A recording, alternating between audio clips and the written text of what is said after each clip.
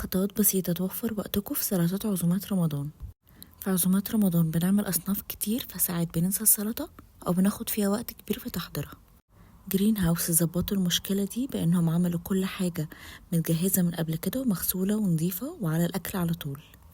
أكياس السلطة الجاهزة كميتها مناسبة جدا لسلطة في عزومة. كل اللي عليكم تعملوه انكم تختاروا ميكس الورق الأخضر وتضيفوه للطبق وتضيفوا عليه أي حاجة تاني بتحبوها. والحلو عندهم إن هما كل حاجة متحضرة عندهم من قبل كده، حتى الحاجات المطبوخة والتتبيلات الجاهزة اللي بتمسك مكونات السلطة كلها مع بعض، ومكوناتها كلها طبيعية وتضيفوها وقت التقديم على طول. تاني حاجة تعملوها عشان تخلوا السلطة أحلى هي إنكم تضيفوا كذا نوع من أنواع الجبن.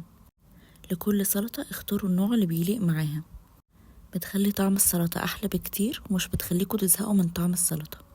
الألوان حاولوا تضيفوا ألوان على قد ما تقدروا، وطريقة العرض مش لازم تبقى زي السلطة التقليدية في طبق، ممكن تكون على بورد. حاولوا تزودوا فاكهة على السلطة، هتكتشفوا ان ده خطوة حلوة قوي. وجربوا في انواع كتير من الفاكهة، هتكتشفوا ان السلطة بقت ألذ بكتير. المكسرات دايما بتدي اضافة حلوة، بالذات لو كانت متشوحة. وكل ما كان الطبق مليان الوان مختلفة ونكهات مختلفة بيبقى احلى بكتير.